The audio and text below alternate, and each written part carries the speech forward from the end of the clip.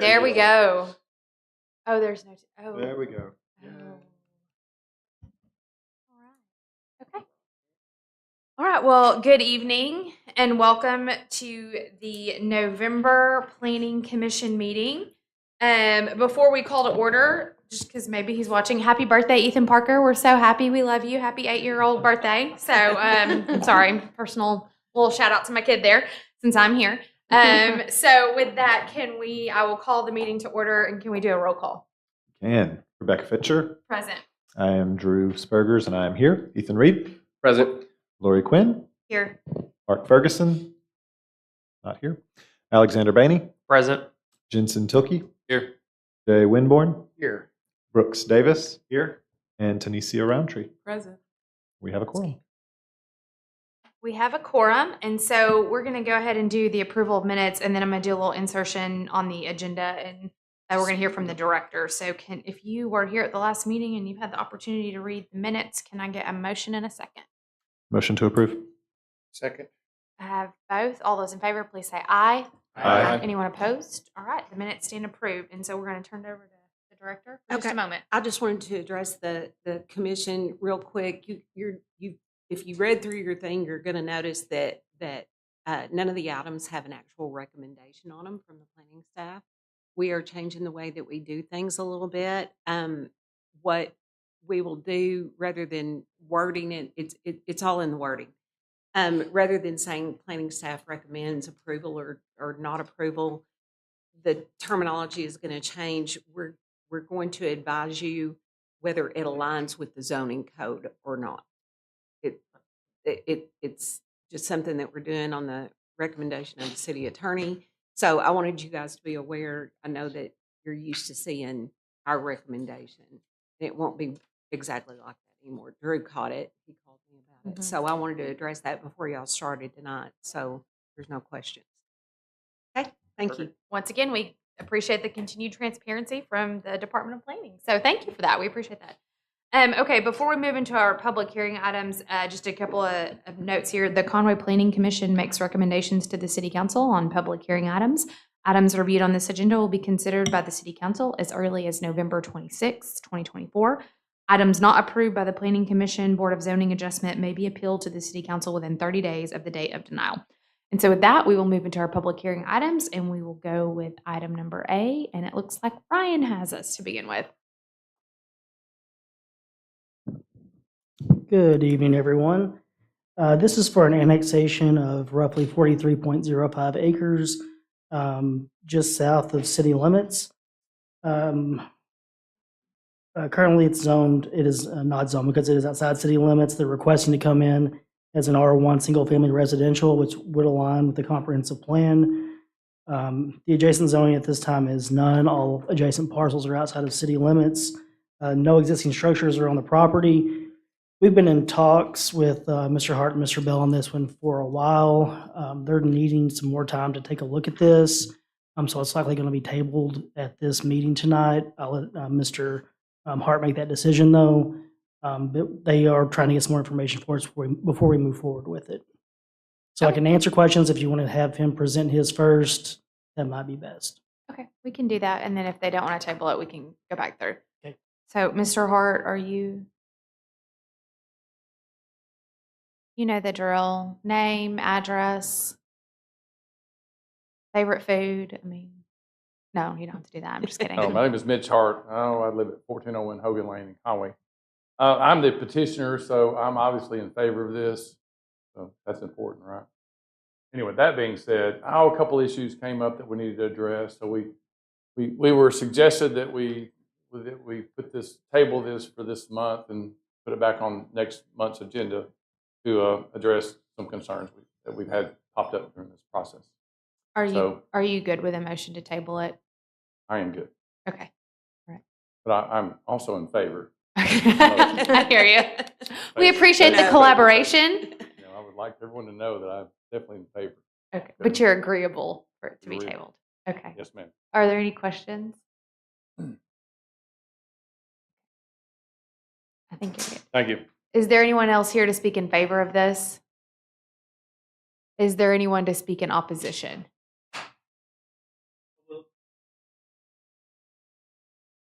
My name's Dale Gottsponer. I'm the manager of Conway Corporation Engineering and Planning. And so I just wanted to briefly just mention, from Conway Corp's perspective, I realize it's tabled, that, we want to look at things from a utility standpoint, and serving an annexation property that's a greenfield is positive for Conway Corp. If it's developed later and then comes into the city, the cost to our ratepayers, it increases drastically. So it's just, if it does go, then we're for it, just from that perspective. Okay. Thank you for those Thank you. comments. We appreciate that. Can we get an address for the record? Oh, yes. Ethan is so great. So yes, 15 Shady Valley Drive, Conway. Is there anyone to speak in opposition of this proposal? Okay. I think if everybody's cool, we'll just bring this into commission and talk about it. So what do you guys think? Motion to table. Second. Okay, we have a motion and a second to table. All those in favor, please say aye. Aye. Anyone opposed? Okay, and I assume pending all the collaborative efforts, we can bring this back next month. So with that, we will move to item 2 on our agenda. And just before Lauren goes, just a couple of notes for those of you that are here. We kind of went through that first one. The planning department kind of presents the item for discussion. We ask the applicant to kind of speak in favor, and then any subsequent, the applicant or the first speaker on either side has 10 minutes, and every subsequent speaker has about 3 minutes. Traditionally, we've found if we can limit that to about 3 speakers on each side, that's pretty respectful of both your time and the commission's time. We can extend that to more speakers if needed, but that's a pretty good guideline for what we found for topics in the past. So just for those of you who don't come here every week or every month, just wanted to kind of share that. So with that, Lauren, the floor is yours. Good evening. So this request is for a rezone from A1 to S1. So that's agricultural to institutional. It's north of the intersection of East Stabor Drive and Southeast German Lane. It encompasses the Conway Christian campus as it sits currently, and then 2 vacant tracts across to the west of East German Lane, and that kind of pie-shaped lot to the south currently of Conway Christian site. Totally, it's about 42.77 acres. And as stated earlier, they're looking to rezone from agricultural to institutional for school purposes, future development. As it sits now, there's a lot of agricultural land surrounding it to the northwest and south. There's also some residential and commercial in the form of the Country Corner gas station there right at the intersection. Existing structures is a 1760 square foot home, which is currently on that northern lot on the northwestern corner. And every other tract, the other 2 are vacant, minus the Conway Christian School, which is developed with school facilities and fields. The comprehensive plan does indicate this area for institutional, single-family, and multifamily. With projected traffic impact from A1 to S1, obviously 3 of those lots are vacant, so it's going to increase. The highest density use for the S1 zone is a hospital, which is going to have high-density traffic, anywhere between 2,500 to 4,000 trips a day. But with the school right now, as it's proposed, they're around 1,600 trips a day on the current campus. So that will obviously increase as well with additional development. Some of the property is located in the flood hazard zone on the current East Conway Christian site, but the other sites are out of that FEMA flood zone. The master street plan does indicate East German as an 80-foot right-of-way, and there is a trail connector around bisecting the northeastern corner of that property. As it stands, they do have an existing conditional use permit to operate as a school that was issued in 2000, and that was in the A1 zone. So if this passes tonight and at council, obviously that zoning will, or that conditional use permit will be revoked and go away. So the intent is for the Conway Christian site to be further developed. We talked about the comprehensive planning and the abutting uses. A lot of it's large lot, single-family homes or vacant uses. And I do think that this use does align with the Conway code, the zoning code section for institutional uses, because it can be done in undeveloped areas for present facilities and for the institution of other educational facilities for the area. As it sits, all 4 sites are platted. If they go to development, they will require development review and platting at the time of development. Any questions? All right. Thank you. Is the applicant present to speak in favor of this request? Hello, Emily Ferris, 27 Bluebird Lane, Conway. And we can hear you fantastically. Yeah, Okay. your viewers at home will need the microphone. Yeah. mhm. Okay. So, I mean, Lauren pretty much covered it pretty well, but at the request of the planning department, if y'all remember, Conway Christian did an addition not that long ago, and at that time, we decided to just do the conditional use permit. Since we are trying to acquire the additional properties, we felt this was the right time to bring our current campus up to zoning code, which is A1 to S1, and then the additional properties that we are acquiring. Um, But I do want to note that there are no immediate plans for the additional properties that we're purchasing, but these will eventually support the future growth of the school, but nothing currently planned. But I'm happy to answer any questions you guys may have. Any questions from the commission? Okay, thank you. Anyone else present to speak in favor of the request? Is there anyone here to speak in opposition? Okay, with that, I'll bring it back into commission. I mean, I just will make a note that I appreciate the letter from Mr. Carson. So I thought Yep. that was fantastic. So, any other comments? Discussion? Motion? Oh, But yeah. I did have a question about the, could you go back to the map of what the streets? Could we? go back I to- don't control it. Yeah. So I just wondered if there had been consideration for a roundabout in this area. I've seen accidents in this vicinity, and it just seems like a perfect place for a roundabout. So. Great question. So East Dave Ward Drive, as you know, from the roundabouts by Sam's, is going to be widened all the way down to this intersection. I can't speak for sure, but it is a state highway. But I know there has been thoughts with RDOT about making that intersection a roundabout, 4 lanes, and then fixing that little leg by Yeah. the gas station where Sutherland Road meets, where like 4 little roads converge to make it a more safer intersection. So yes, that is in the proposal. I've not seen designs, but I know that's in the works. Thank It's a you. good And question. that would be a state highway Mhm. Yes. item, not a Yeah. city. That's a good question. Any other comments? So do we need a motion to approve the zoning request? Yes, Okay. ma'am. Motion? Second. I have a motion and a second. All those in favor, please say aye. Aye. Anyone opposed? Motion passes. With that, we will move to item C. I should have said the first 3 items on our agenda require 6 votes, and the last 2 are majority votes. So we'll have to do math when we get to the last 2. Great. I I'm brought looking- my calculator. I'm looking at you. Can you do that for me? I got you. It's 5. Okay. I'm like, when you get put on the spot, it's a whole thing. No, it's a lot of pressure. Okay, Ryan.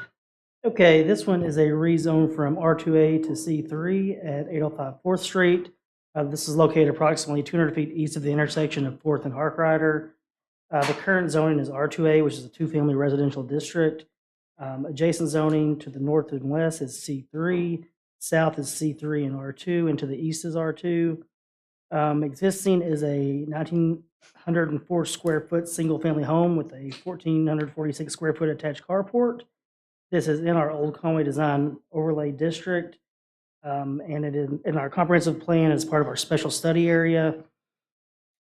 With the rezoning to C3, the highest traffic generating use allowed is an eating place with a drive-through, which could yield approximately more than 1,169 vehicles.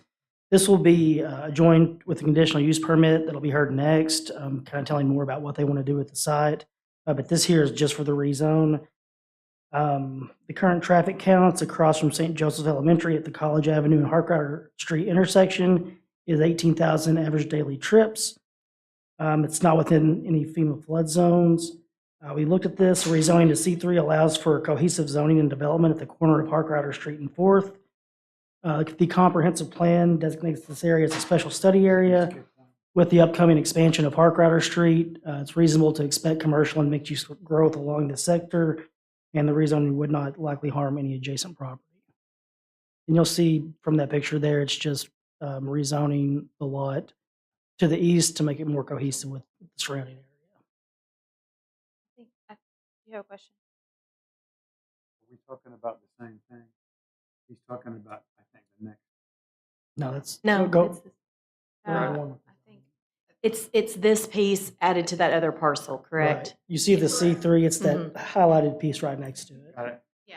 no, it's good. I know how you. Yeah, we Here it got is. Hark Rider on the next one. So Okay.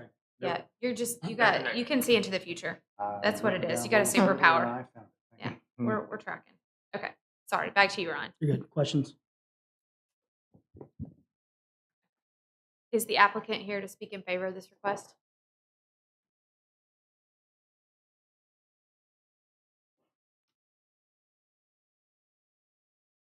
Thank you. My name is Barry Davidson with Davidson Engineering. Our address is 210 West Arch Avenue, Searcy, Arkansas. We're here on behalf of Newco Land Development, Mr. J.D. Gray, and as was stated, this is partnered with the next item on the agenda, which will have more detail, but the purpose of this item was just to ensure that the entire property had consistent zoning. So on that diagram previously where you saw the C3 that was sort of on the western half of the screen, that all that in pink, all that C3 is owned by Newco, including the R-2A parcel. And so this item is just to rezone that single parcel that's an R-2A to C3 so that the entire contiguous property is under the same zoning. Thank you for whoever's guiding that mouse. Is that you? Good job. If I had gold stars, you would get them. That's great. Thank you. I'm sorry. Are there any questions for the applicant? Thank you. Is there anyone else here to speak in favor of this request? Is there anyone here to speak in opposition of this request? Okay. With that, I'll bring it into commission for discussion. Make a motion to approve the request. Seconded. I have a motion by Ethan, a second by Alexander. All those in favor, please say aye. Aye. Anyone opposed? I voted aye. I'm sorry. Okay, with that, we move to item D, which is kind of an extension of the one we just talked about. Yes, this is an extension. If you'll look at the screen, it'll explain it. This is lots 7 through 14 and 19 and parts of lot 17 and 18 of the Hark Rider Edition. Block 14 is illegal. It's easier to see if you just look at the picture. We've been over, the current zoning is now C3 for the entire parcel. The applicant is requesting conditional use approval for a 4-story building with retail on the first floor and apartments on the remaining 3 floors. If the CUP is approved and developed as planned, this could yield approximately 369 vehicle trips per typical weekday. The applicant is proposing a mixed-use development with general retail on the first floor, as I stated, and apartments on floors 2 through 4. Given that Hark Rider is a major arterial, the applicability of mixed-use commercial with residential appears appropriate. The future widening of Hark Rider Street should aid with any additional traffic caused by this development. And accessing the site off of 4th Street and 5th Street should also assist in improving traffic flow. The proposed 4-story building is allowed by right in C3 zoning with a maximum height of 45 feet. As conditioned, the conditional use permit will likely not negatively impact adjacent properties and will allow for appropriate redevelopment of the property. I've got my conditions listed out there. One I would like to point out is that this will have to go through the Historical District Commission for design approval, if approved here, since it is in that district. And if you have any questions on the conditions or any other things, let me know.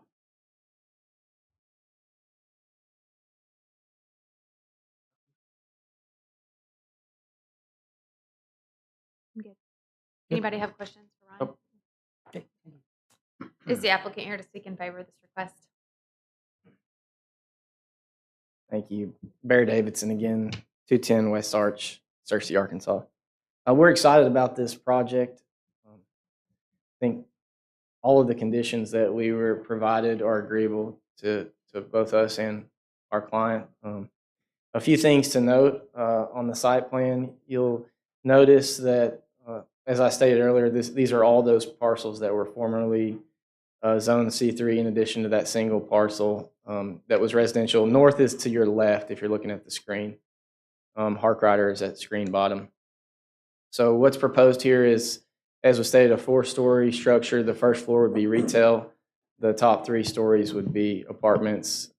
Brings to mind the structures at Hendricks Village where there's retail on the first floor and apartments above. Regarding density, the condition was stated a maximum of 21 units. We're very comfortable with that. The footprint's about 7,000 square feet, so 21 is probably a little. I would anticipate the number of units would go down slightly from that, just based on square footage. We wanted to make sure we could have adequate parking as well, based on the city's parking requirements for both the retail use and the apartment facility. You'll notice no entrances on Harkrider are planned, nor would we expect the city or RDOT to approve them if we were trying to. So, based on traffic. So, entrances on 4th and 5th. That on the bottom right, which is southwest, that would be an out parcel. So it's not included in the CUP request there on the corner that's shown as green space. So that's a summary. I'd be glad to try to answer any questions if you have them. Yeah, so that out parcel right there, is that owned by the client too? It is, and it's currently zoned C3.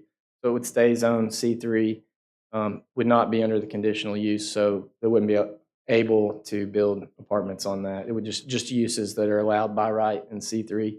Anticipation based on the shape and size that they would market it to, like a QSR or coffee shop, something like that, something that's appropriate in C3. That's all speculation. We don't have any current immediate plans to develop that parcel. With the retail, I love this idea, by the way. That's going to make that area's kind of had nothing right there for a while. But would the retail face inside, like the parking? We're not on that one anymore, but the parking spots, would you pull up to a business right there off of 4th, or would they face Harkrider and you just parked around? I mean, you may not have renderings at this point. We haven't yet engaged an architect. The anticipation, though, is that there would be entrances really on both west and east. East for Like users that are walking pulling or- up, and west for pedestrian traffic. Okay. So, Yep. Cool. thank you. Yes, sir. That's great. That's what we're here for. Under staff recommendations, number 2, it says access shall be limited via driveway from 4th Street. That should be from 4th Street and 5th Street. Can we do that without formal, like, can we just take that without a formal thing? Okay, I think so.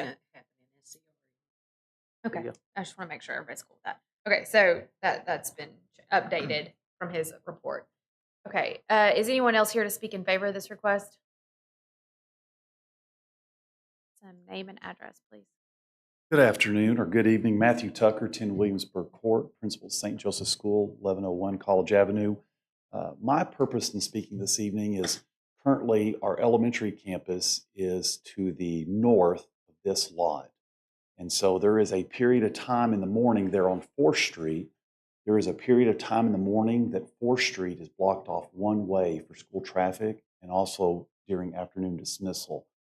I don't know how that comes into play with all of this, but we desperately need 4th Street during those 2 times of the day to remain open.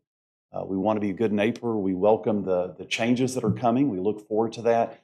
But my concern this evening of being here is not in opposition, but just keeping 4th Street open in the morning and afternoon due to school traffic. Thank you all. We appreciate those comments. Is there anyone else here to speak in favor of this request? Is there anyone here to speak in opposition? So we'll bring that back into discussion. So I guess we'll bring it back to discussion. What do you guys think? I'd make a motion to approve. Before we do that, But I mean, I got I don't that. know that we're the place to set the street I was gonna say requirement. If that's the transportation, question, right? I don't think we're That the is setting transportation, for but they're that. going to have, they'll have ingress and egress all Yeah. of it. Right. during I those times, think so. I think you're right. I just was hoping we could. I don't know if you've got. I don't know. There's lots of things we don't always know about. I don't know if you posed this question anywhere else. So if there's anything that we can kind of give you from a direction standpoint, It's not on the spot. I guess- we don't get to make this decision. Is the No, we- applicant we aware of don't, this? I would but- think that's but all. During SCR. Okay, yeah, go ahead. Sorry, I wasn't trying to put you on the No, spot. that's fine. I just was trying not to be in charge. We're just not to that point yet, but Okay. it will be addressed in SCR. Thank you. We are aware, and we don't have any anticipation that we would ask anything to be different from what's currently in place for St. Joe. I think part of what is exciting about the parcel is the proximity to St. Joe and all the work they've done recently. So we also want to be good neighbors. I appreciate the comment. It is important, though. Thank you for clarifying 4th and 5th Street, because that is important for us. So that during those time periods while school's in session, there is access from 5th Street to the south. Perfect. And I guess then, just since you're up here, you saw. I guess you're pretty familiar with these recommendations, so you've seen the 18 months on the conditional. Okay, so you're good with that. Okay. All right. Does that kind of help you on your just kind of thing that you needed feedback on? Okay. Awesome. Look, I love this collaboration. Okay, now I think You got a is there motion. anybody other discussion, questions, things we need to? Second. So you're making a motion with all 13 conditions with the second one amendment to add and. Right? Yes, sir. Okay. Lori's seconding that, and we're voting on that with the update. So all those in favor, please say aye. Aye. Anyone opposed? All right, with that, the motion passes. Anybody else have like a good neighbor? St. Joe is there. in I their was- head? I appreciate that. That was good. That was good. All right, item E. All right. The last item tonight is a conditional use request for retail general in the O1 zone at 2555 Prince Street. Y'all probably saw this, I think back in April of this year for the same request. At that point, it was for an eating place with drive-through. So tonight we're looking for the same use, retail general. However, the intent this time is for a sit-down restaurant. So here's some site data. The property is 2.18 acres. It is zoned O1. It is abutted all the way to Ferris by O1 sites. There is R1 property to the south, and north is also Pompey Park and the Walmart Chick-fil-A PUD. To the west across the trail is an O2 zone, and that site also has a conditional use permit as well to operate as a toy store. The existing conditional use permit was granted back in a long time ago. 12. Starts at the 12. Missed a page. It was granted back in June 2nd of 2008. And if you reference pages 34 through 35 of the report, you will see that there once was a proposed plan all the way to Ferris for this PUD. The site here tonight is the last leg of that conditional use permit that is being revoked. So the Shadrach site, the Don Pepe site, the Brom site have all broken out of that original CUP. And tonight, this is the last site to lose that original conditional use permit. So they are asking for zoning or a conditional use permit approval of what is adjacent to all the properties to the east. Let's see. There are no existing structures on the site. It is falling within the FEMA flood zone because the trail easement is there. There's no overlay. We all know that the comprehensive plan for Prince Street is single family, but clearly we have gotten far away from that in the last probably 20 years or so. Projected travel for the site for an eating place with drive-through is the highest intense in the office general or the retail general property at 1,160 about vehicles a day. A sit-down restaurant is going to generate around 482. A lot of the design is trail-oriented to share access and promote the trail along for patrons to use. Current traffic at the site is 21,000, trips a day. All extension of utilities will need to be made with Conway Corporation, and there are no street improvements planned for Prince Street at this time. So with granting of this conditional use permit tonight, the existing one from 2008 will be revoked and no longer in effect, and this new one will replace it. We talked about the original plan. The uses that they are requesting are not allowed by right in the O1 zone, so a restaurant's not allowed, nor is retail general. So that's why they're asking for the CUP. And the real big difference between this CUP request and the original one is they're requesting for a reduced trail easement, which was originally 30 foot down to 20. And then they are also asking that the brick wall that was required to be replaced by the original CUP to be revoked as well, as none of the other developments all the way to Ferris have constructed that brick wall because it was removed from their conditional use permit request. We have requested tonight that there are 14 conditions. I did send the applicant some of the staff comments. They do have some things they would like to discuss. They may have y'all want to reconsider tonight. If that is the case, we do need to vote on any amendments. The big one I do want to point out, because we did discuss after the fact, is hours of operation. What was proposed is what they provided, but they've gone since and asked for a larger window. So more than happy to discuss any of those conditions tonight. So the big thing tonight is just basically asking for the same use, but with different amended conditions from that original CUP plan that's kind of no longer in effect for that whole area. Any questions? I have to be reminded. Sure. So I think that that's really important about same zoning, but there's different amendments. And so I think Correct. I think it's, at least for me, like a foundational understanding of just remembering like where we've been consistent. So off the top of your head, can we quiz you? I'm ready. Girl, I appreciate it. If you want to see it, I can pass it around. Well, I just kind of maybe everybody else has this memorized, but I just don't. Like, tell me, before we kind of get into the part Sure. where everybody comes up here, what's different about these recommendations kind of versus what we've done to the three, Sure. that are right there next to it? So I'm going to be, here we are, I'm going to be moving east. So Shadrack's, just the synopsis. They all have conditional use permits, all with different conditions. Some are the same, some are different. So here's the high points that are going to be probably what we talked about back in April and what are typically talked about with conditional use permits. So Shadrack's has no hours of operation limited on their CUP. They are retail general. They had no fencing requirement on their conditional use permit, and they had a 2-year expiration date from the date of issuance. Next, we have Don, and they have the 30-foot undisturbed green space buffer, and that continues all the way to Brahms, and then it drops down to 20 feet. Yes, sir? Are you saying Shadrack's has the ability to operate 24/7? They do not have hours of operation required by a CUP. So What does that mean? They You're do not have saying a they cap. have the ability, if they wanted to, be open at midnight? They could. Okay, there's no restrictions. There's no Okay. restrictions. See, look, we're learning something. Next is, and these are just what are conditioned. They may have separate or more limited hours, because I know Don Pepe's does.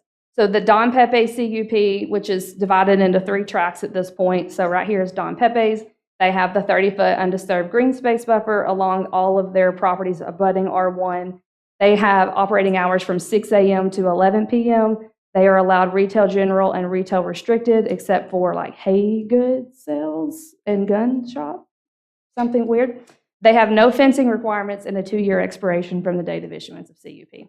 Right, so you can get your coffee at 2 a.m., but not your breakfast burrito. There you go. No guns. And no And no guns. Finally, it's Brahms. They have a 20-foot that does not say disturbed green space buffer. However, I will say off of their approved site development plans, that is all detention. So you wouldn't put anything there anyways. They have operating hours from 5 a.m. to 12 a.m., and they are allowed eating place with drive-through and food store. They also have no fencing regulations, and they have an 18-month expiration from the date of approval of the CUP. Is there a reason they're not more uniform going across there? Changes in planning staff. There's, I mean, depending on the way it was written and at the time. Some of those are big items that aren't. I agree, uniform and I can across tell that, you- that have changed development. Well, I on would that say street. some probably don't need that early operation hours, while some might need that for staff or. Well, and a very big glaring one is the conditional use permit regulations changed in between these as Okay. well. And then Walmart and Chick-fil-A also have operating hour. Those are in a Yes, but they're PUD, part of a PUD. PUD, so they're restricted by the PUD. But we Correct. also restrict across the street. Yes. Well, no, we don't restrict it. Just, it was a. Evidently Shadrack's was the golden child, yep.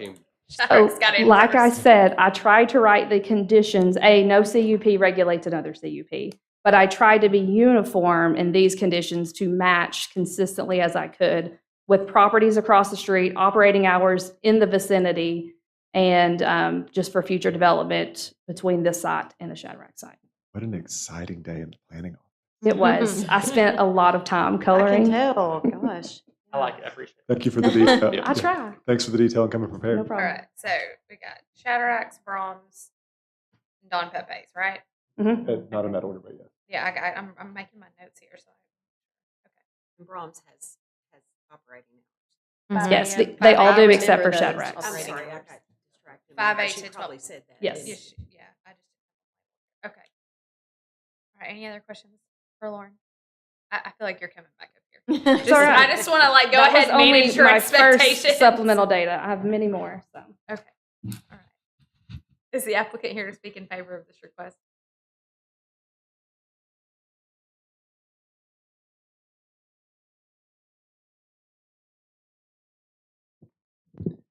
Hello, Jared Coleman, Blue Well Development, 1400 West Markham Street, Little Rock, Arkansas, 72201. Yeah, we're here. I feel like we've been here, seems like multiple times over this past year, but yeah, we're excited to be back in front of Planning Commission. We're excited to be in Conway, excited to be next to the trail. Think that our use, fits with the other parcels in the area, and really think that we can, benefit being next to the trail, and excited to be kind of having that, I guess, access to the university. So let us know if you have any questions, but I think that, as was mentioned, we did have, I guess, some questions about a couple of the staff recommendations. I think some of them were kind of briefly discussed, but I'm happy to go down each one of them, however you guys want to handle. We previously talked about a national coffee brand, correct? And Correct. and you're now looking for something different. No, yeah, we're with it's a pizza and beer concept. It's called Rotolo's. It's out of Louisiana. It'll be the first location in Arkansas. But it's a sit-down restaurant. They have pizza, wings, burgers, draft beer. Cool. They've got shown on the site plan as a patio. So we think it'll be a great fit next to the bike trail. Hopefully people can come off the trail and have lunch and soft drink or whatever you choose. Nice. I guess my question would be, don't we need to know the things he's not okay with? Because we're going to be voting on the 14 recommendations on here. So Yeah, so I think that's perfect. So Yeah. let's maybe talk about what you don't love on this. Yeah, so I think I saw it up there as well, or you have the comments in red, don't you? Oh my Thank goodness, you. there's track changes.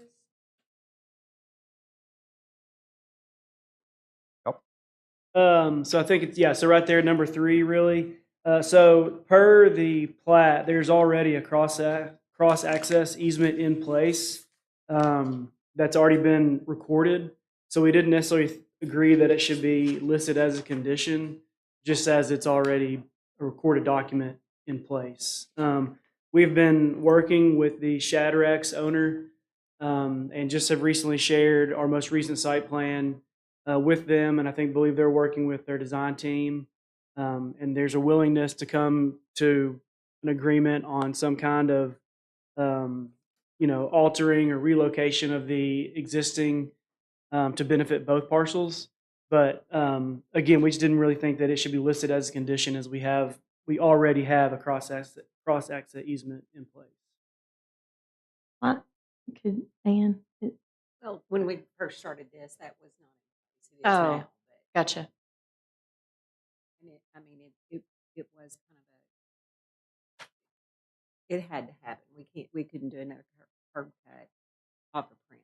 Even, Yeah, and we when don't you were and we don't talking about intend it. to get a separate curb cut off of Right. Prince. We were just stating that we already are, I guess, granted access, so we didn't really necessarily think that it should be listed as a condition, as we do have access to the property with the current cross access easement in place. And the first development that they brought in here at that site, they didn't have that. And it was at that point we told them you have to have a shared access.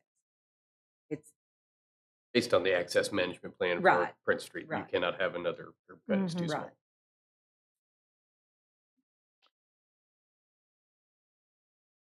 What else? So I think that's what we were just saying, is if we didn't agree that it should be listed as a condition, so we just have that struck through, I guess, and know that our access is already granted to us from the easement in place. If you know, well, what's the heartache with having it there if you know it's already going to be?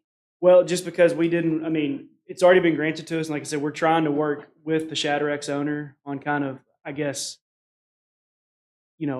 potentially altering it or expanding it or something, but we didn't want to, have it bound by condition, as that easement's already in place. Yeah, I think before we vote on these, we want to hear everybody's Yeah. comments Yeah. from the public. Oh, I yeah. think that's good. So- Yeah, let's maybe kind of go through them, and then Okay. if there's did you? Yeah, I think that would be good. We may have to do like some back and forth just as we kind of go through these. So yes, Jared is right. The plat for Shadrack's, there is a 25-foot cross-access easement that basically runs kind of down the center of that, and it gives access to this tract through that recorded access easement. So I do want to share a few things. Shared access is what I have proposed as a condition. It basically means you share access off of the street, either on your joint property lines or close to one, whereas cross access is contained once you're on the site. So they're performing cross access further down south and then also at the far south of the property. So he is correct. Access is there. Right now, as it sits, there are 2 curb cuts on the site. Our intent is the way the code is written, we don't want to have, you can't have an existing or a curb cut within 100 feet of an existing curb cut. They barely have 100 feet of street frontage. So that alone is going to negate that they can't meet another curb cut to their site at the time of site development. Whereas that's where the shared access comes in. As long as they are aware and are wanting to use that cross access, O1 lots don't have to have street frontage. They can be met through a cross access easement, which is currently attained. Does that make sense? Right, yeah. I think you're just not wanting it conditioned that Yeah, way. correct. In black and white. So we have How do you access- feel about that, Lauren? I mean, what do you? Yeah, I that's exactly what I'm thinking. How do you feel about Yeah, that? I just want to know why. Personally, like you said, it's there. This is to me another metric that it remains. I've conditioned it that way in the past because as they have proposed, they're going to do shared access. This is it on the site. They've proposed it. So I have good faith that they're going to do it. If it doesn't get conditioned, it could come back and not that y'all would do that in any way. But later on in development, if there's a variance requested to have a driveway closer to that driveway, they could grant it if it's approved by Ann and council. So there are metrics that we could not see this if we don't condition it that way. But he is right. The existing cross access is granted, allows that. I just don't know the plans because we can approve stuff all day, but in development things.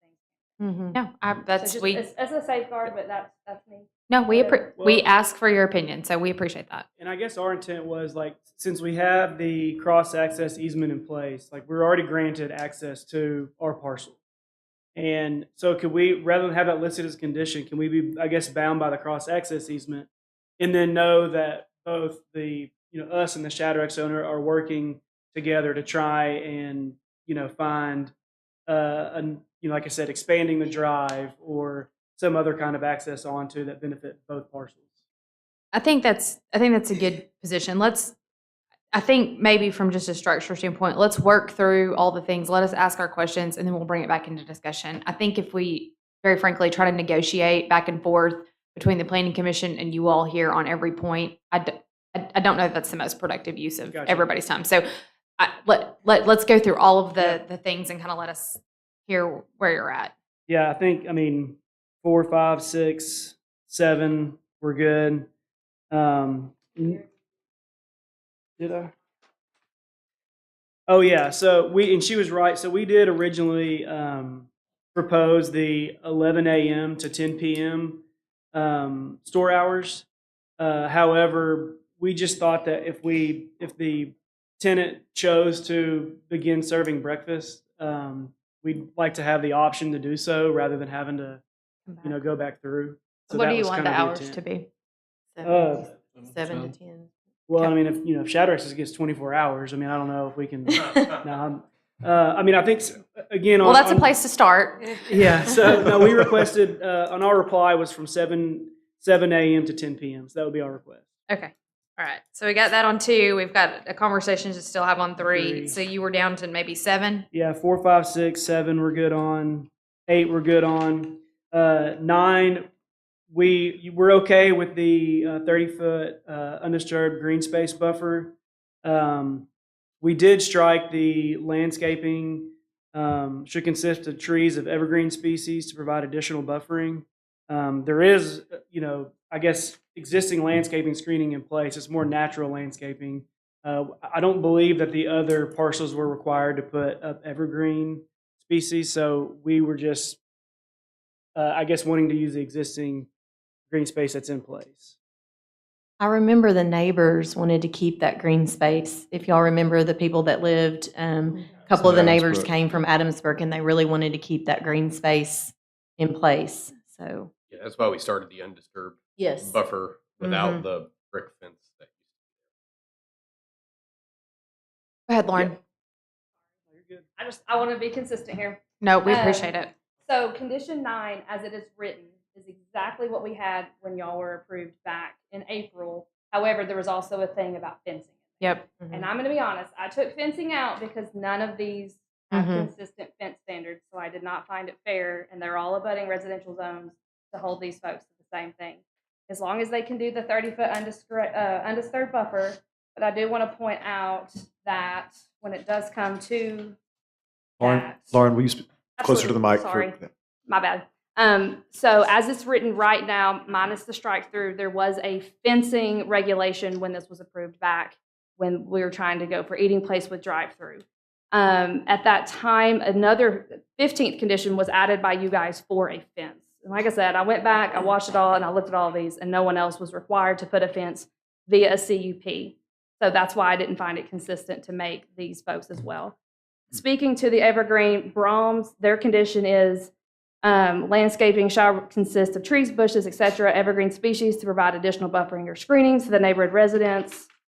Don Pepe's, when Lot 3 develops, remember it's not developed yet, they have to, a 30-foot buffer to include increased landscaping abutting residential uses. So they do have those higher metrics of plantings to the south, just like we're requesting for this one tonight. So the answer to that question is from the text that we got here. The answer to the question there is because it would be a fence standing on its own when nothing else is required. It would basically be a fence either installed on the property line where there's an existing fence, or a fence brought in 30 feet and then fenced, and there'd be just an open space of full fenced area where I guess you could run cattle or something because it would be closed in completely. Wait, I'm So- not tracking where there's already a fence. There's What no is fence. there is There is There's a no- wild there's one no back fence. there that- There's not a fence on the property. There's a fence in the residential district behind us. The neighbor has. The neighbor has a fence.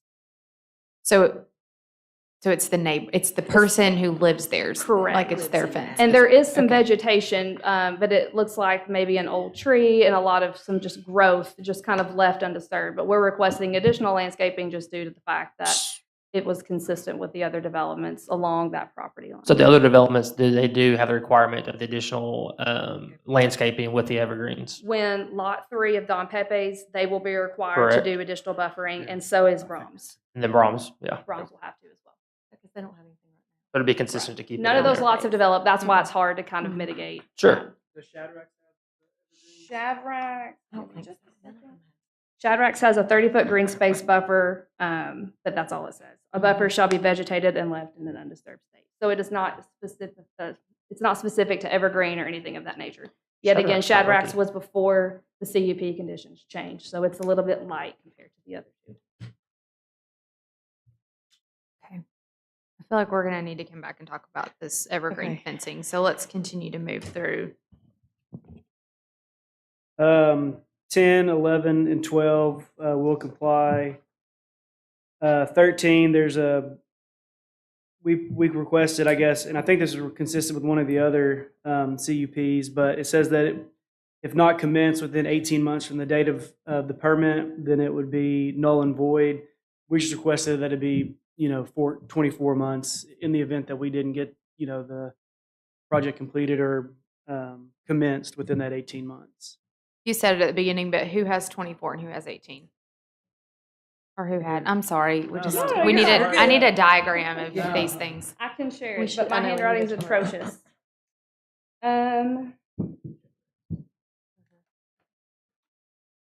Yeah, I think Shadrack's. Shadrack's and both Don Pepe's have the 2-year expiration, and that was approved for this development when it was an eating place with drive-through back in April as well for the 24 months.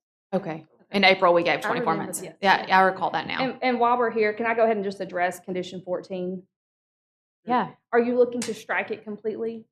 Well, yeah, we just were, in the event, I don't foresee this happening, but just as an example, like if for whatever reason, Rotolo's are the tenant we have currently, if they defaulted or whatever the case may be and didn't operate for 18 months, it says that it would expire. If we were to find a new use for it, we didn't have to come back through, would the CUP go back to the CUP as before?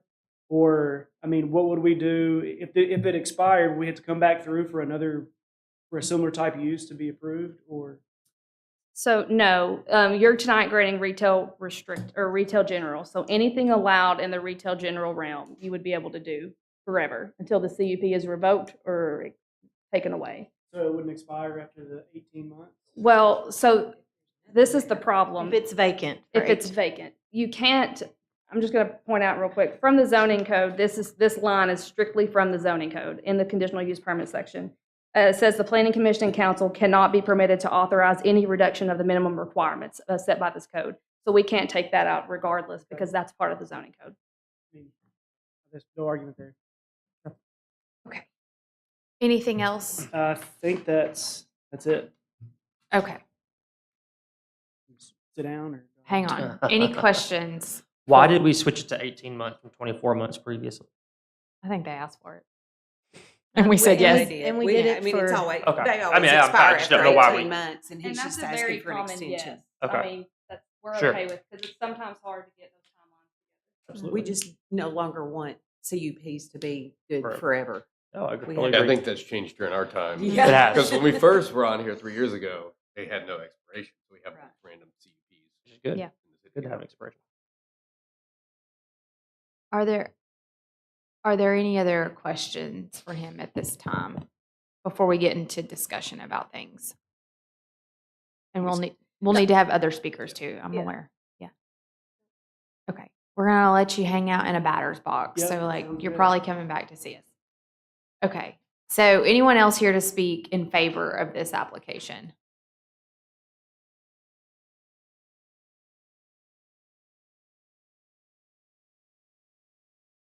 Tony Pavan, 2545 Prince Street, owner of Shadrax here in Conway. Oh, the golden child. You got the 24 hours. We will stay open until midnight now, so I have no desire to be open past our time. So, Listen. yeah, that's We got to keep some humor here. Yeah. Come on.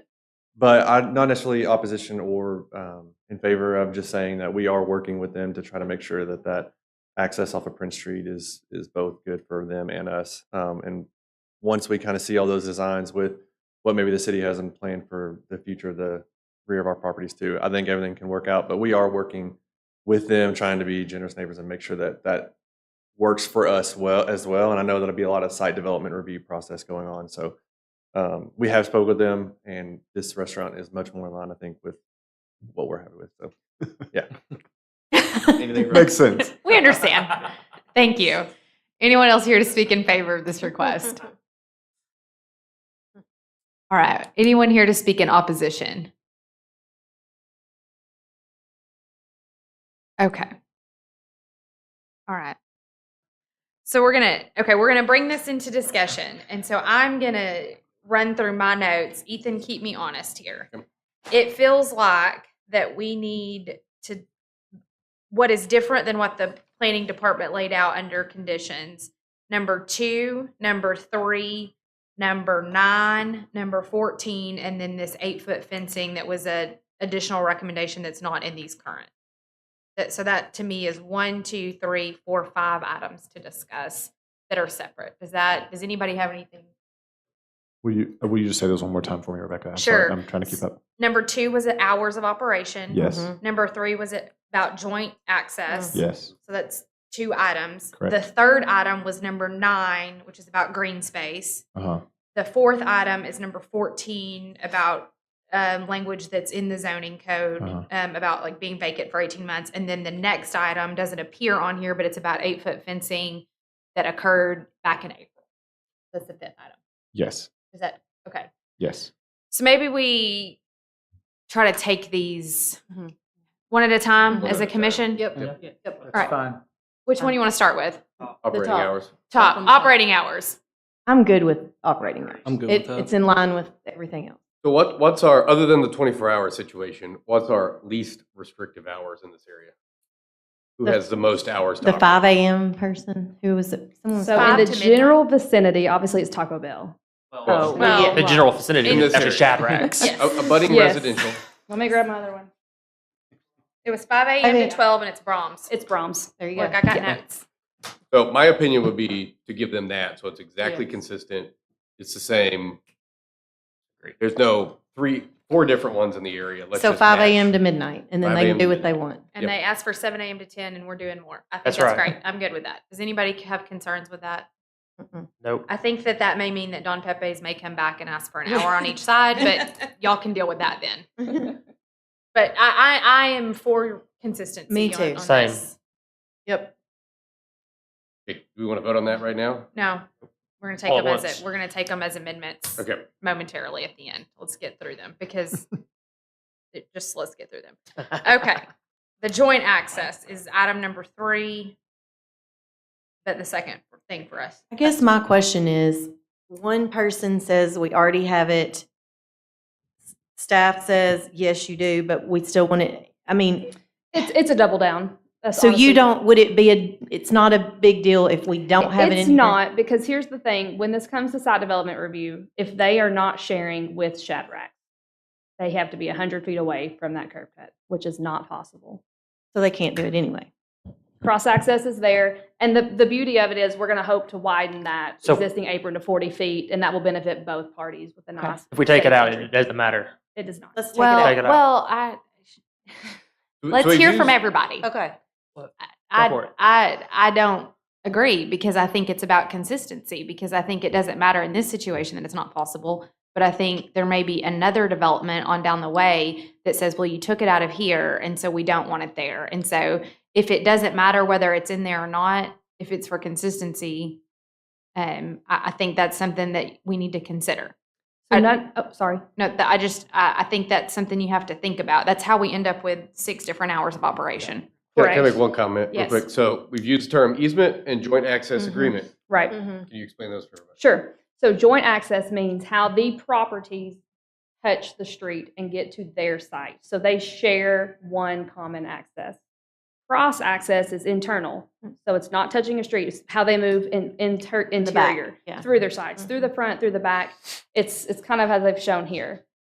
Easements, cross access easements are platted on plats as certain distances, and basically it is a recorded document that property owner cannot let. I mean, whoever is journeying to that site, that's how they get there because they don't have the street frontage. 01 lots are allowed to not have any street frontage and use a cross access easement to get to their site, and that has been established here on the plat for Shadrack for that top there.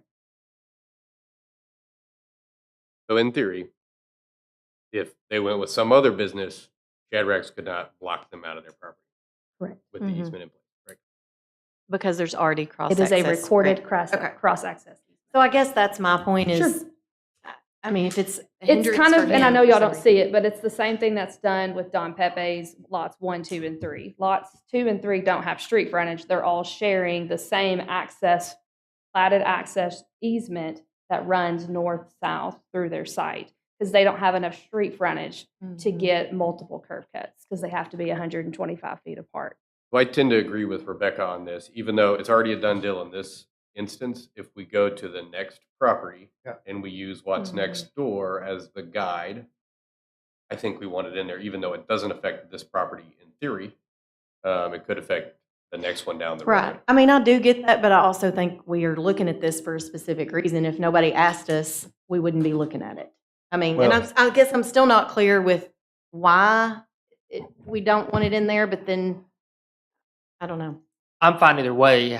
I think I totally get the Yes. keep everything the same because consistency, because we also have a problem with that here. What? And it's driving me crazy sitting here listening to that. But if we take it out, we have a good grounds to stand on when it comes back up. Like, well, you didn't take it out here because they're going to be forced to do it either way. I think that's fair. Uh, I just think we need to look at all points. I Sure, don't. no, I don't I feel. wholeheartedly agree I don't with you feel on as that. strongly as any. I just. Right. But yes, I think it's just something to consider. What does everybody else think? I'm sensitive to this area at this point because of how many different things and how many different times we've seen here, and that I think if we all recall the discussion about Brahms, that I think agreed mostly that we made a mistake because of some misunderstanding. So I appreciate that we're taking the time to talk through it and figure out what the right thing to do here is, because I think fast and loose has not served us well here. I 100% agree and appreciate that comment. Let's maybe hear. Does anybody else have comments on this one? I'm for taking out as much restriction as possible without hurting the city. Mm. And so I am leaning towards taking it out. That's fair. I mean, if it doesn't change it regardless, then I think just going with being consistent is kind of more of the way to go. Because that's kind of what we're doing for all the other ones too on the property. It's like the hours, probably the fence too. So I would say just being consistent. You Can I can just take it and interject it won't one bother thing? me. That's such a unique stretch of road Yeah. as it is anyway. You're not going to fix it because you've got the creek. Yep, we're not going to make it single-family residential. No. Yes, Miss Ann, what do you have to say? The only thing that I want to say is if the talks fall apart between him and Shadrack's, not saying that they will, I think they'll work well together, but should they, then they're going to have to, they're not going to have a curb cut, so they're going to come back to us and ask for a variance. How do you feel about that? I don't feel good about it. Okay, well, there you go. Okay, well, we're going to take each one of More these one at a importantly, I time. don't think the council So will if feel we good leave about it in, it eliminates that issue. If you leave it in, yes.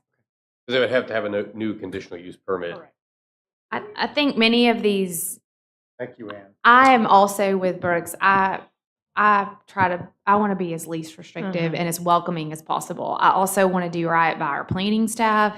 And I think you don't make plans like this for the best case scenario. You make plans like this for the worst case scenario, which is why we're going to take each one of these individually. So I think we've kind of all said where we're at least leaning towards. And so right now, we're going to take each one of these amendments as a separate vote before we get to the whole motion. Okay, so we're moving to a separate vote on each amendment now? Oh, we will, yes. Okay. Yeah, we're going to, an Okay. amendment for each one. That way, nobody Understood. feels obligated, and then we'll take the whole motion. So that takes care of those two for a discussion. So let's just skip to number 14 before we come back to the green space.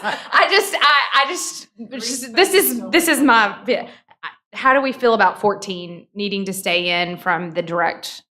I mean, it is from the code, so We don't really have a choice on that. Okay, well, that's good. Let's check that one off. Is anyone, let's hear from everybody. Is anyone super feeling strong like they want to go against the code? Could you expand it like we're going to do on 13? We can expand, I'm we just can't asking retract. options here so we No, know. you're right. We I can love make it. it bigger. We can't make it smaller. Right. Nice. That's Okay. kind of like the 18 to 24. And what you just I would said do it on there, 13. what you just said there is we could give them 24 months, we can't give them 12 months. Yes, thank Okay. you. Okay. So are we good with 14 staying, or do we feel like we've talked about this one? Yes. Yes. Okay, we can move to the green space.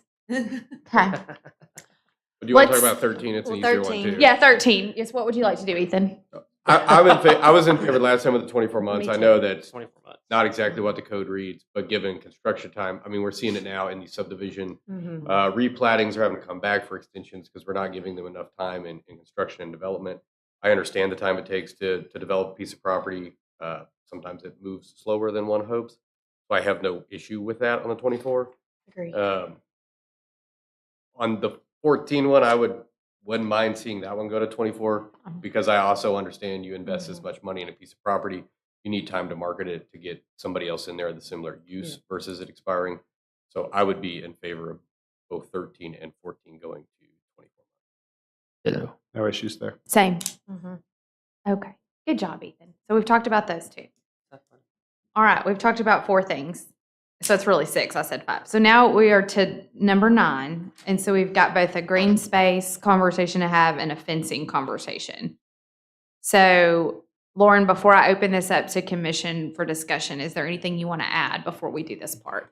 No, I mean, I shared how they're conditioned, like from their actual conditional use permits. If one was installed during or not installed during site development, that's a different story. But this is how they're, the only one that's been constructed is Don Pepe's does not abut any residential, so they didn't have any fencing requirements because there's an access easement running east-west on their site. But as conditioned, none of them were required to install a fence on their approved conditional use permits. So I'd like to hear from everybody on this. Before we do that, could you bring up that map that you had that kind of showed us? You were zooming, you know, the one you were zooming in on?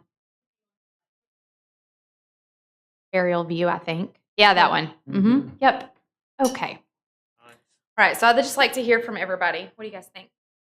I'm in favor of no fence. The concern with the neighbors in the previous times have been they wanted the landscaping. They don't want to just cut in parking lot right next to them. We haven't made it. Anybody else have to have it here? So, in the favor of consistency. Just speaking for citizen comment and question that I'm getting over here is the residents of Adamsbrook strongly desire there to be a fence. So let that be stated for the record. They did when we were in here before. No, and I do remember, because remember we added a 15th condition back in Yeah. April for an 8-foot wood privacy fence. And they wanted to keep like the trees, all the stuff that's in there now, and then just have a fence and landscape, Correct. because there's an easement there anyway. Right. So, And I do want to point out, on approved SDR plans, Brahms does have a fence on the south. Like I said, that's site development review. That's not something that's tied to a condition that they have to have Yeah, it. they're not conditioned to that. It's not conditioned to have it, but they added one If they in want site to put it up. development. Yes, they at their own discretion. What does everybody else? I appreciate Ethan's comments. What was everybody thinking? well, I just remember that being something we decided when it was going to be a different business and all the residents were here. They're not here tonight, but I wouldn't want there to be, back to consistency, if all the neighbors thought, okay, well, we already agreed on this, I wouldn't want there to be. I mean, it's a fence. It's not like it's the end of the world. No. Yeah. Right. I would be in favor of the fence. So, In just a moment, we'll have you back up here. Just yeah. going back, there's no one else has a fence required. No one is conditioned to fence all the way through. And the Brahms is doing one, But they're not not yeah. conditioned. Correct. And they're doing one until they don't do one. and Essentially.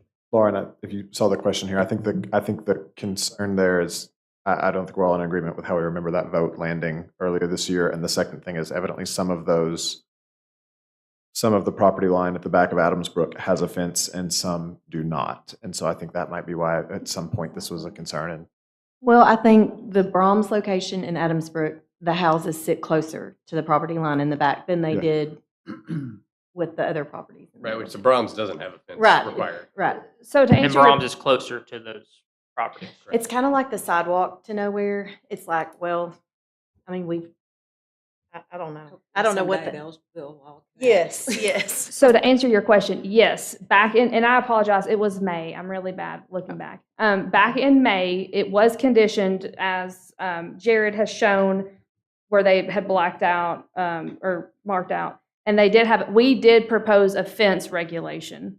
But like I said, I literally went back and did all of this, and that's how I found there was no consistent fencing regulations across everything. So we added one, then we added the section, if you wanted to add one, then y'all proposed one to be added. But that CUP obviously did not come to fruition at council. What does everybody else? So I think there's been good comments here, and about that there have been some neighbors that have expressed not all of those. Can we go back to the aerial view? Not all of those neighbors have fences that exist today. Well, if it's pizza and beer and it's later, it's going to get louder over there. Mhm. And I think there should be something to abate that noise. I don't know that a wooden fence is going to make that noise. And a wooden fence won't. It needs to be something taller. It'll help bring the light down and help knock Yeah. the sound down. if I recall, and somebody please correct me here, but if I recall, I think I remember the residents of Adamsbrook not wanting an eyesore. Like I think the idea I was agree. let's favor vegetative buffer as much as we can, but clearly there is desire for a fence, and I understand that. I think if I look at Adamsbrook, I would want that. Because we got rid of the brick wall because it would likely harm the trees there Mhm. because you're going to have to dig a footing for it. Now, in site development review, they'll have to meet the lighting requirements, and so they'll have to be screened where they're not going light pollution on the neighbors. That's typical, requirements to SDR. So, And gosh, they've already got lighting all along that trail. I mean, right. all along there. So I'm just going with consistency on this. We said it, Yeah, I think so the way that I remember that conversation is that the neighbors specifically brought up the development next to Kroger when it happened, and then it required a brick wall. And they said, we're not asking for a brick wall. We would Mhm. like to compromise with a fence. Mhm. That's how I remember that conversation. We can go back and look at the minutes, but I'm pretty certain I'm right. And then here's where I think, and this is where I agree with you, Lori. We all voted yes, and so that's because for whatever reason we all voted yes. I have concerns like if these neighbors were sitting in here, I think we'd all vote yes again. And so conflicts come up, and so that's my biggest concern is that we voted yes 5 months ago. Well, and let's be honest. We don't even know and understand everything that's coming in here. So there could be a misconception. It's the same owner, the same thing. They may not even have known that this was an opportunity to change. To me, that was their number one thing that they were concerned about. They were happy to have somebody move in. They were happy with all of that. They just wanted there to be some kind of a buffer. Yeah. I think we worded the fence one as materials to be determined by the planning director. That sounds right. I trust your memory way more. Can somebody look that up for us? So it was in May, Lauren? Mm-hmm. Please I think that's important. consult the scrolls. While they're looking on the fencing, what are the thoughts on the green space language? I would prefer to leave it all. I would too. Did you say I can't? I would prefer to leave it all in. I would leave the green space with the evergreens. Because again, the neighbors wanted the landscape more than anything in the buffer. And if I'm on, Yeah. Do y'all give people recommendations on evergreens? Because so many are dead. You know, you'll plant 6 in a row and 1 live. There's a list of approved plants for the city. If I live in Adams Brook, or if I'm walking on the trail, I appreciate I would certainly appreciate the vegetation. So I would advocate for leaving that in as well. So the way it was conditioned at the time, reading. At the time being in May of this year, when we looked at it. Yes, this is from the Planning Commission minutes. So number 4 condition, a 30-foot undisturbed green space buffer, no parking structures, shall be required along the southern property line and shall be maintained by the property owner. Landscaping abutting residential areas should consist of trees, bushes, etc., of evergreen species to provide additional buffering screening to the neighboring residents. An installation diagram and list of proposed species shall be determined and submitted to the planning staff prior to installation. The Planning and Development Director may require additional screening, an 8-wood-foot privacy fence, and evergreen vegetation along adjacent residential areas to reduce the impact of the proposed use. And then the 15th condition was added, an 8-foot wooden privacy fence along adjacent residential areas is required. And I would be in favor of copy paste, given the amount of citizen comment that we had then, and that they were agreeable to it then. It seems like that holding makes sense. And I actually like that you said trees and shrubs because that gives you some. In the other one, I like how that was. Yeah. Right.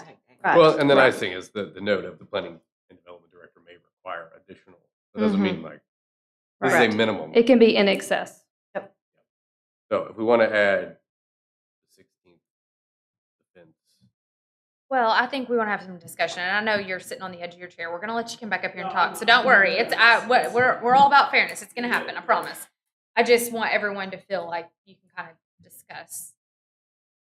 I love pizza and beer. I'm excited. We just got to get there. I would leave 9 as is, given that's what we did on the fence in May. I would be fine. You mean as is from May? Not there's no fence on this. Well, and number we added the 16th that added the fence, so that would be my recommendation. Leave 9 as is. Add 16th with the fence. That would be my. Correct. 9 is the exact same as 4, minus the sentence about the director may require additional screening, the 8-wood-foot privacy fence along adjacent residential areas, and then y'all added the fence regulation. And it did say shrubs. Yes, fence and I do shrubs. like that. A little double down there. So that means add that red line back on 9? Yes, which is how it's currently conditioned. What do y'all I think was of here? on the fence, but About the fence? About the fence. That's cute. but now I really think it would be consistent to keep the fence in there as we voted previously. Agreed. And also with that being said, I think we've shown a lot of compromise in regards to the expansions and all the things that we're adding to benefit, pizza and beer, right? But also we want our neighbors to know that we do care about their opinions and that we hold to our word. We want them to be able to trust us to make the best decisions for them as well.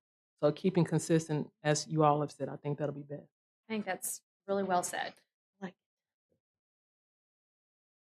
Any other comments? Okay. You've heard our discussion, and I feel like it would only be fair to kind of give you an opportunity to kind of come back up here and talk through. So you've kind of heard the general vibe, we'll go with that, about hours, access, the joint access, the 24 months, the green space and the fence. What's kind of what are your thoughts on that? I mean, again, thank you all for talking through each of these conditions. The operating hours, great, no issue there. And then 3, kind of the same as before. I mean, I think that by right, we're already granted, access to the property based on the recorded document on the plat. So, What is your, I guess I'm just, what is your worry about? well, it's not, I mean, it's not really, I guess it's not as much as a worry, but we're already given that right. So we didn't want it necessarily be listed as a condition. And because, I mean, we would like to, expand off of that, expand that drive that. So currently, you've already had verbal discussions, it says in here, correct, about correct. but so currently we don't have access off of Prince Street. It's basically you have to go onto their property and cut across onto ours, that's what's granted to us by right. But we're working to expand the existing curb cut to, call it 40 feet. I think that's kind of what was discussed before. And that way we would have actual access off of Prince Street. So we didn't necessarily think that it should be listed as a condition just because we've already been granted that by Essentially, right. you're wanting to move their driveway to the center line of the property line. More or less, yeah. He's still back there. How you feel about that?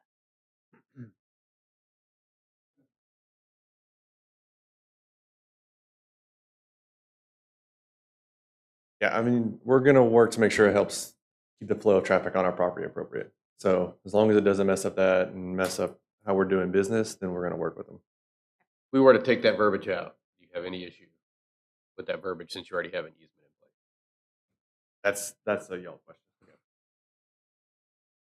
Okay. Can I just ask, does the entire commission feel clear on what we're discussing here? Or do we need to go into more detail here? Okay. It's a hairy issue, so I just want to make sure everybody feels like they understand it clearly. Good there. Next. And then, so on number 9, the undisturbed green space buffer. I mean, we want to be good neighbors. We're not trying to go, buck the horse on anybody. But if I didn't believe there was a fence on the other parcels, did we confirm that there was, or that they were required to do so? They were not required, I believe is what we said. So I know we've been talking about consistency. I would ask for consistency, one, but another concern would be where would the fence go? I mean, everyone, including the neighbors, was very keen on the undisturbed 30-foot buffer. If we go in there and have to put a fence on our property line, we're tearing down trees and stuff to install some kind of fence.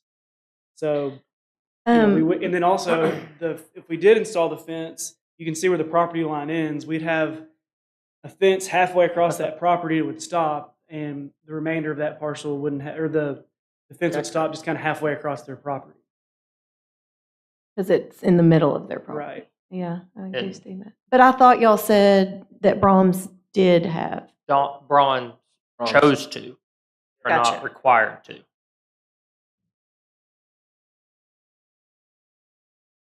No one is required to so far across this development.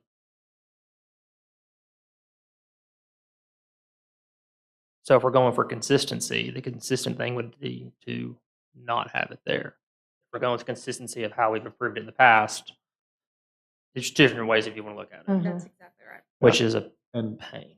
And I think we need to remember that we have a unique situation here because obviously Adamsbrook is a beautiful neighborhood, and this this area on Prince has, as we said earlier, gotten far away from what it was intended to be. So what we're working to do now is develop it as best it supports the city, but also maintaining as much as what we can. Well, and I think the homes next to Adamsbrook should be given the same weight as the homes in Adamsbrook. So I don't know that it's fair to. Well, I think the question here is who did we hear from? Right. That's what I'm So saying. Like, I don't squeaky disagree wheel. with you. Well, and the neighbor did show up for Brahms. I remember hearing from him, and he did want the fence, and they volunteered to do that. I But they weren't think, or required it's- to. Right. They Well, still may not I when didn't it gets remember it built. not being required. But I know. the neighbor did ask for it in our meeting and told us Sure. he lived in that house right there and he wanted the fence. But again, I don't remember a requirement or a volunteer. I don't know. Yeah. It happened. I remember that too because he also said, I got a lot of emails about Whataburger. I don't want a lot of emails about Brahms. Can you just put a Yes. fence? And we were like, yeah. So Uh-huh. that's, we remember it the same, but it's not the same as what's documented. So I'm with you on, I remember a discussion about a fence. But for similar reasons, it was Yes. discussed. Yeah. However it happened, don't know. So you're okay with the green space, you don't love the fence. And then I assume you're okay with what we talked about on the 24 months for both of those. Yeah, that's great and great. You have anything else to add? I think that's it. I'm good. And I'm just going to go back to one little picky thing. I remember the neighbor saying there are bigger trees kind of up in the back part of that easement area. And I don't think you wouldn't be taking those down. The fence would go, is it 30-foot easement, I think? It was the Undisturbed 30-foot buffer. vegetative. Or undisturbed buffer, yeah. Not an easement on that. Yeah. So I'm sorry, what did you mean by? Well, you were saying you would have to remove all the trees, but I don't think you would Well, have I'm to go not all saying the remove all of them, but I mean, if we have a fence on our property line, then, there's currently trees and everything else. But I thought we discussed moving it. Well, I don't remember. Sometimes like I can't really visualize things. Can you? We have this confidence frame. So do you see how there's the white rectangle, and you see how Shadrack's? I think that's what's next to. Mhm. It has the J. Like we can kind of see how far back it comes. Do you have an idea on that property? Parking, everything. How far back are you coming on the property? Because the reason I ask is because it's kind of skinny and then it gets bigger. So do you know about how far back you're coming? About halfway between. Mm-hmm. Building comes, I guess.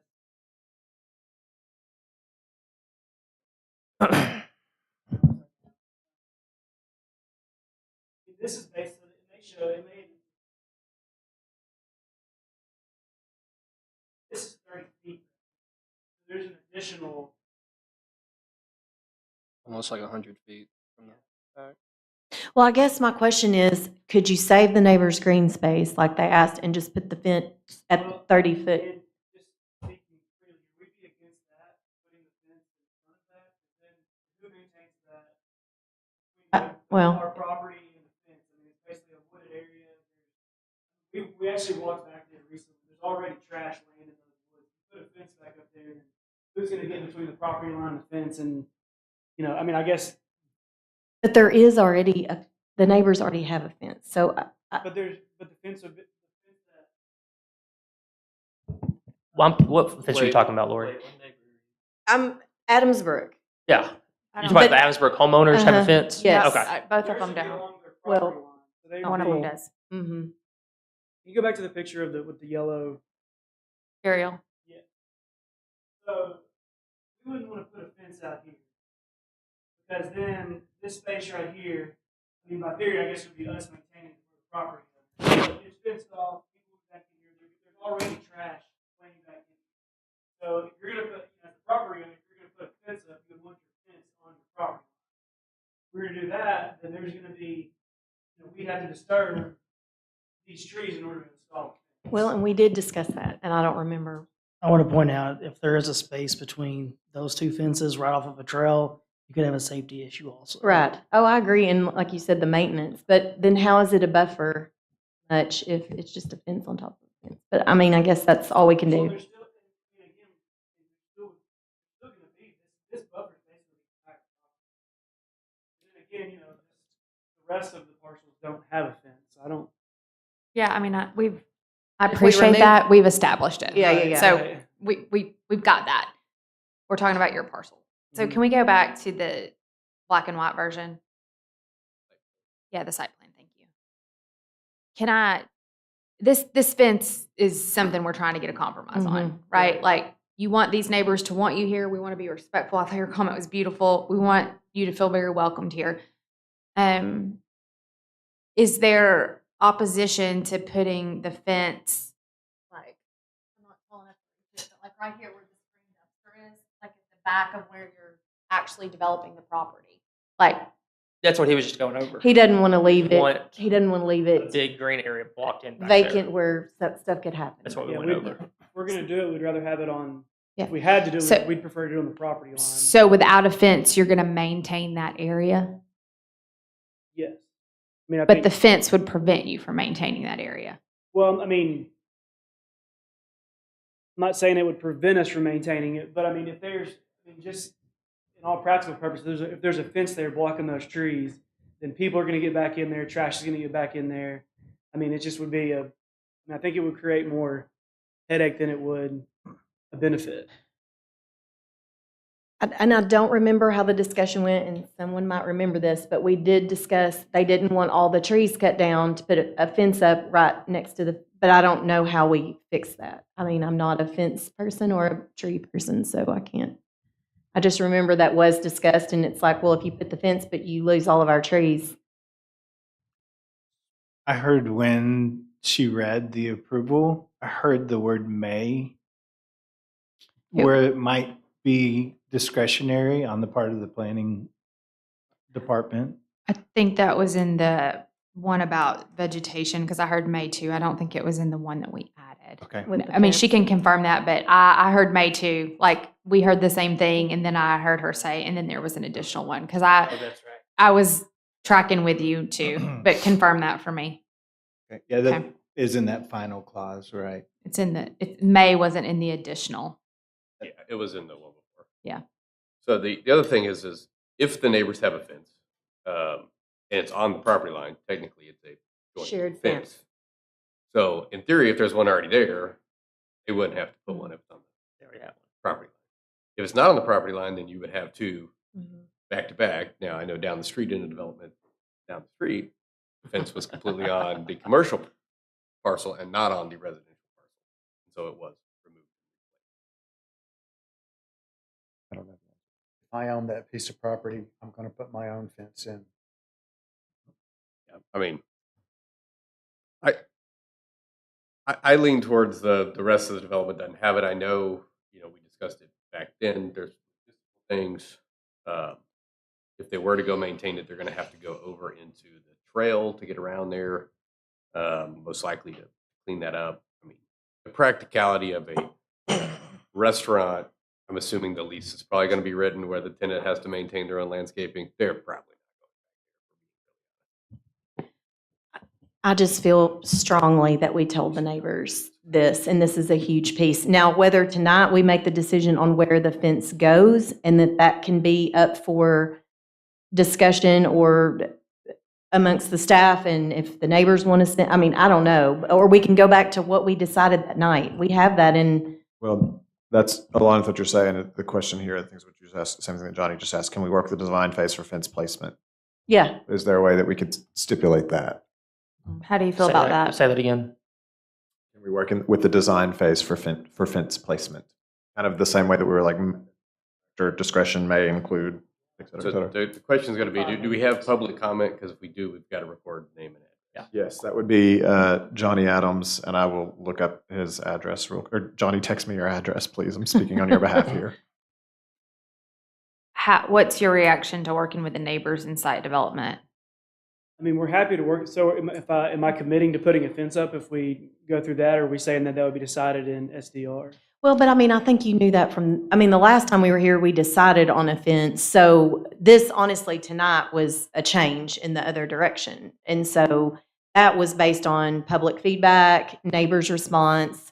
We spent more time than this talking about it. So I'm not comfortable tonight removing that. I'm fine with it being a condition, down the road for something, but I'm not comfortable removing that. That's where I am, Lori, and the commission may not be in agreement on that. We just may have to vote on that, but that's where I am. What does it look like working together in site development for fence placement? On this issue, I would like for you to take a vote on if there should be a fence or not. Yeah. And then as far as placement, we can work through that in site development.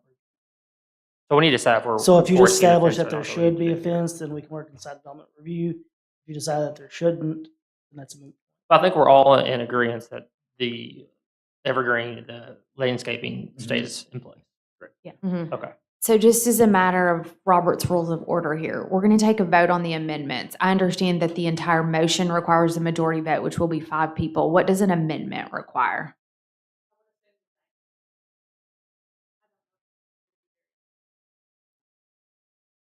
I think an amendment is a majority versus.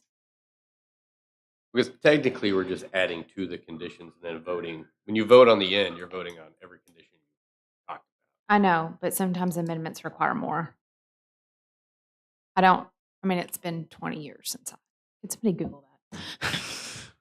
I wouldn't know what to Google specifically there. How many It's gonna depend on votes our does an specific amendment code. require? I really don't know. I'm sorry, but what I don't want to do is Technically, we're not amending it because we haven't put it Yeah. in place yet. That's what I'm thinking. No, It's yes, gotta you be- are. It's got to be Yes. in place before you can amend it. No, that's not. We are amending the motion and then we're voting on the entire motion. So we are amending the motion, or we are Motion amending hasn't that. been made. Well, we're amending the thing that's in front of us. So we are amending it. You have to vote to amend it. To amend an amendment requires a majority vote. There you go. All right. So we'll go with a majority vote. And Ethan, the address is 865 Heritage Point. So we have recommendations in front of us to accept. So no, you're fine. Let's take these one by one. So do I have a motion to amend the hours of operation? Make a motion to amend the hours of operation to 5 a.m. to midnight. Second. All those in favor say aye. Aye. Anyone opposed? Okay, that's been amended for the new recommendations. Number 3 was something contingent. Does anyone want to change what's there? So there's no recommendation to make a change. On 13 and 14, does anyone want to make a change on either of those? Extend the months to 24 from 18 on Okay. Oh. both items. Yes, Do we need to make a motion on each one of them? Is that how you would like to do it? I would. Yes, Okay. just so for the record. Number 13, I make a motion to adjust it to 24 months. Oh, I'm sorry. You could do both of them. Okay. I'm sorry. I'm sorry. I'm sorry. I'm just trying to follow when your you rules said here. each one, I meant like each one of these items we're taking. I didn't My realize. opinion you were is we're doing all the other ones each. We should do. Okay, we'll do that Agreed. then. Okay. Okay, so 13, the conditional use approval shall become null and void if the use is not commenced within 24 months from the date of approval. Seconded. Okay. There's a motion to amend 18 to 24. All those in favor say aye. Aye. Anyone opposed? That passes. On 13, 14. Well, 14. it's actually 13 on the main. Yeah, it's 12. It's actually 12 in 12, the. yeah, we just It's did 12 in 12. the recommendations. Right, Yeah. yeah, because number 1 went away. Yeah. Yeah, number 13, the conditional use permit shall expire if the use ceases for a consecutive period of greater than 24 months. Would be my motion. That was your motion, so second. All those in favor, please say aye. Aye. All right. So,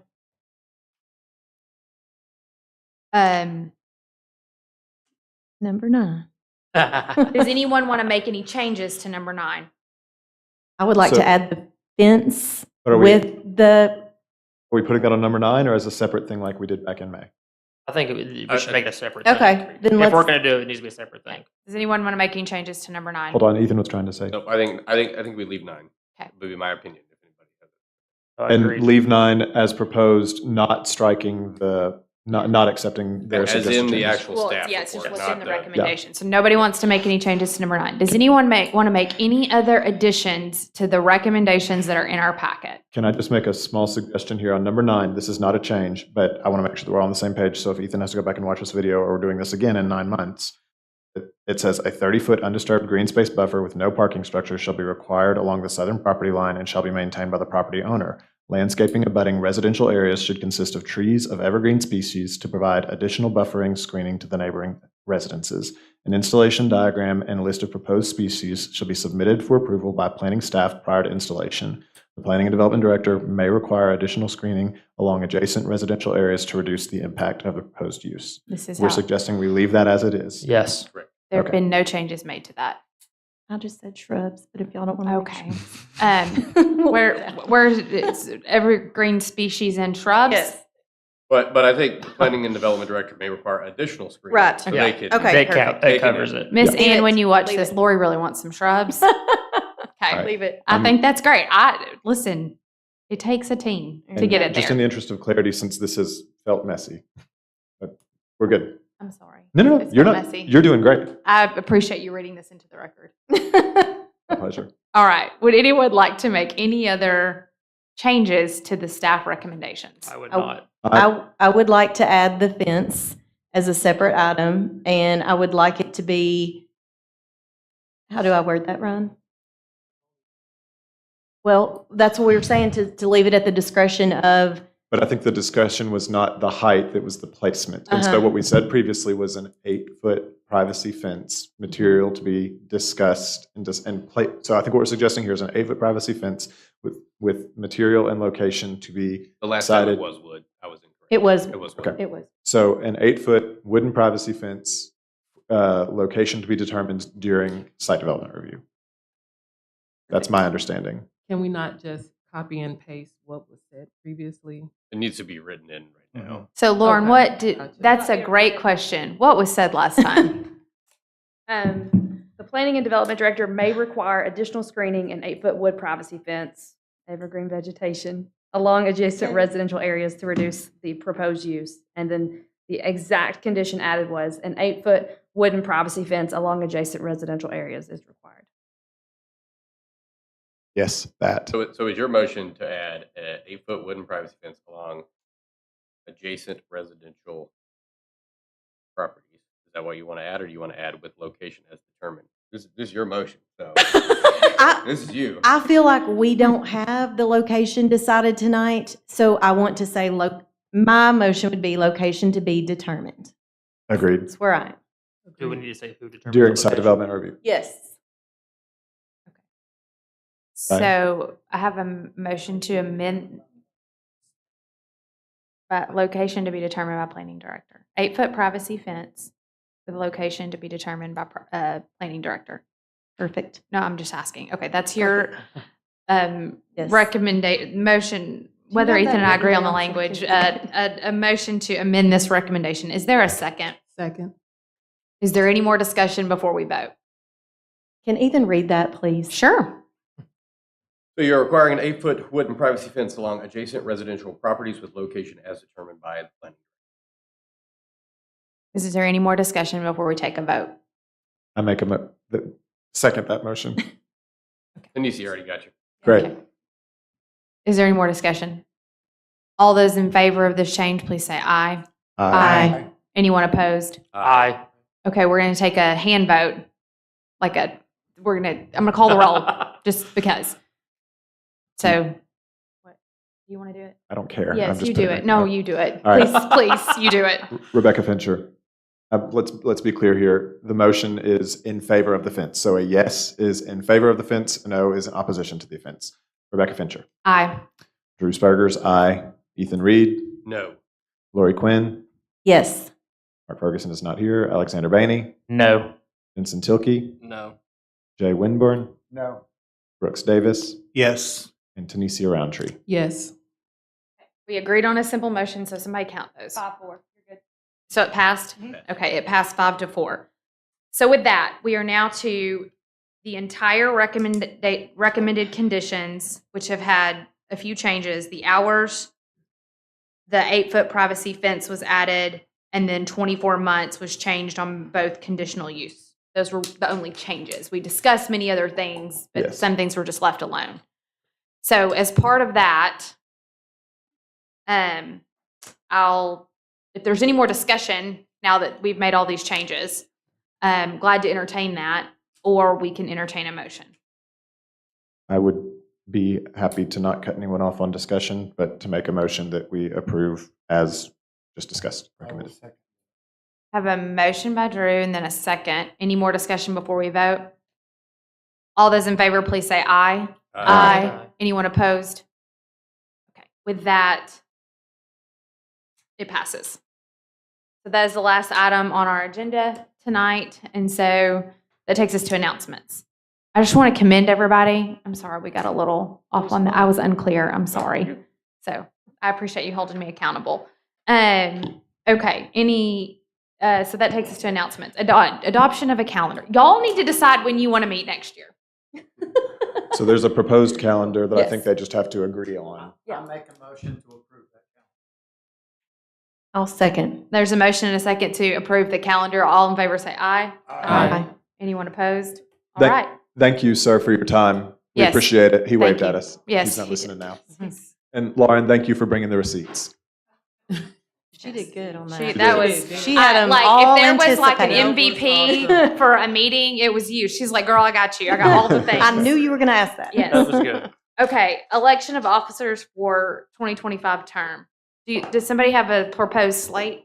I have I have one to throw out there. I would propose Lori Quinn as chair, Ethan Reed as vice chair, and can we nominate Mark when he's not here for secretary? That's pretty mean. Now, I'll say this: if someone else wants to volunteer for secretary, that's just Ethan can tell you. Ethan and I have done it. It is. It's really not all that bad. You just gotta have the time to do it, which is my problem. But You do fantastic.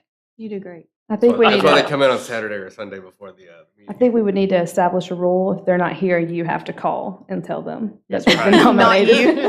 And, Not us. and the reason that I'm suggesting Mark is just that I think he and Ethan share living in this world where this language feels natural to them. It was a gap to close for me to learn. And really what happened was Lauren corrected my mistakes, and it was worse than I ever did in school. So it was painful. So Lauren graded me worse than I ever did in school. So Does anybody anybody have- else Yeah. want to volunteer for secretary? Ben and what the Lauren, are question y'all okay with those nominations? Yeah. Okay. I think y'all be great. Drew and I are rolling off. Right? Is anybody else going with us? Are y'all all still here? Just Just y'all. you We're two. Yes, we're rolling off. So 5 years. And it might be fair to say, especially with Mark not being here, like if anyone is willing to do that job and like to sign up for it, that would be better than us throwing it at Mark. I am not volunteering. She's like, I can't. He tried to sell her on it He earlier, tried. but I don't he think tried. it worked. I'm still learning. Give me a year or two. Okay. And Oh, I believe we need a anybody motion. else can also make other nominations there if they'd like. That's just where my brain is at. I would make a motion to suggest the slate of Lori Quinn as chair for 2025, Ethan Reed as vice chair, and Mark Ferguson as secretary. I second that motion. I have a motion and a second. All in favor, please say aye. Aye. Anyone opposed? All right. Congratulations. Okay. Additional items as decided by commission or planning director, representative. Okay. Anything else? Hey, I would just say everybody did a really good job. Really, really Hey, good I job. just want to say too, sometimes our consistency might feel inconsistent, but I think sometimes it's because we're taking so many things into consideration. So I never knew how hard this was till I was sitting here. And while we might get one or two fences wrong or a drive wrong, I feel like for the most part, our inconsistency is really us being consistent sometimes. Well said. Anybody else?